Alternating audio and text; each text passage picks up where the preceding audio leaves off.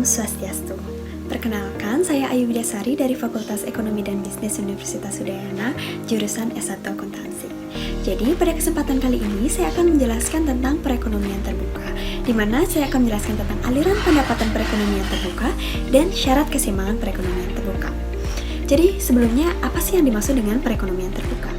Jadi, perekonomian terbuka adalah suatu perekonomian di mana suatu negara melibatkan diri dalam perdagangan internasional, baik berupa ekspor maupun impor, barang, modal, dan jasa dengan negara lain.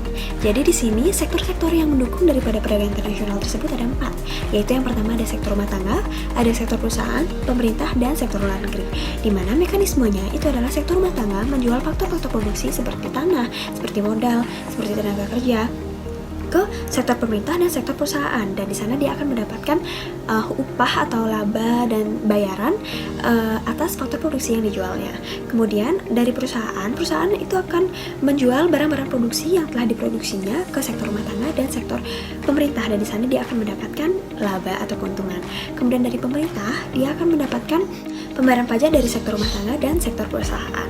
Kemudian dari sektor luar negeri akan terjadi ekspor dan impor barang ke bisnis-bisnis perusahaan di seluruh dunia, seperti itu.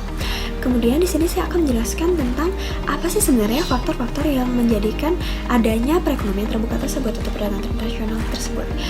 Itu terjadi karena ada empat alasan.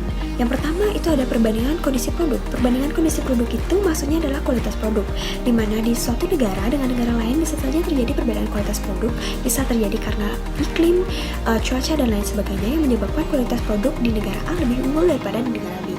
Kemudian yang kedua ada perbedaan tingkat selera, di mana perbedaan tingkat selera ini maksudnya adalah ketika dua perusahaan itu menciptakan barang yang sama tetapi berbeda corak, maka di sana akan terjadi ketertarikan antara satu dengan yang lain, dan di sana akan terjadi proses ekspor impor. Kemudian yang ketiga itu ada menghemat biaya produksi. Menghemat biaya produksi dapat dilakukan dengan cara memproduksi barang dengan skala yang besar dan akan lebih menguntungkan apabila barang tersebut dijual atau diekspor ke luar negeri. Kemudian yang keempat ada perbandingan keunggulan. Perbandingan keunggulan itu maksudnya adalah ketika biaya untuk memproduksi suatu barang itu cenderung mahal, maka suatu perusahaan akan cenderung lebih memilih untuk mengimpor barang dari perusahaan lain ketimbang menghabiskan biaya yang besar untuk memproduksi barang tersebut. Nah, selanjutnya saya akan menjelaskan tentang dampak dari ekspor dan impor. Jadi sebelumnya ekspor dan impor itu dapat terjadi karena kebutuhan dari suatu perusahaan, kebutuhan dari suatu negara, di mana kekuatan atau kemampuan bisa atau tidaknya suatu negara menciptakan barang tersebut menjadi faktor penentu ekspor dan impor. Yang kedua itu impor itu dipengaruhi oleh pendapatan nasional, di mana pendapatan nasional jika besar pendapatan nasionalnya, maka impornya yang dapat dilakukan atau mampu membayar impor itu akan lebih besar atau lebih mampu untuk membayar impor tersebut. Kemudian saya akan menjelaskan tentang dampaknya. Jadi dampak positifnya adalah adanya peningkatan hubungan antar negara. Kemudian ada peningkatan devisa. Kemudian ada juga memperluas lapangan pekerjaan dan menurunkan pengangguran. Sementara dampak negatifnya itu adalah terjadi eksploitasi besar-besaran dan adanya konsumerisme. Nah, di sini perekonomian terbuka itu memiliki syarat untuk menjadi seimbang, di mana perekonomian terbuka itu akan seimbang jika penawaran agregat sama dengan pengeluaran agregat.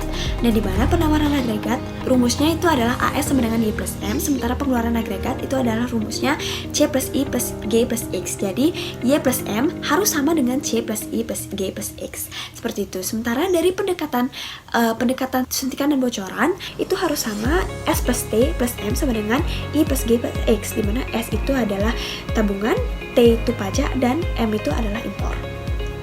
Kemudian saya akan menjelaskan tentang perubahan keseimbangan itu dapat terjadi jika terjadi peningkatan pendapatan nasional dapat terjadi jika ada peningkatan I, G, dan X. Sementara jika ada peningkatan STM, maka akan terjadi penurunan pendapatan nasional. Sekian penjelasan dari saya. Terima kasih atas perhatiannya, dan saya tutup dengan Paramasanti. Om Santi Santi Santi.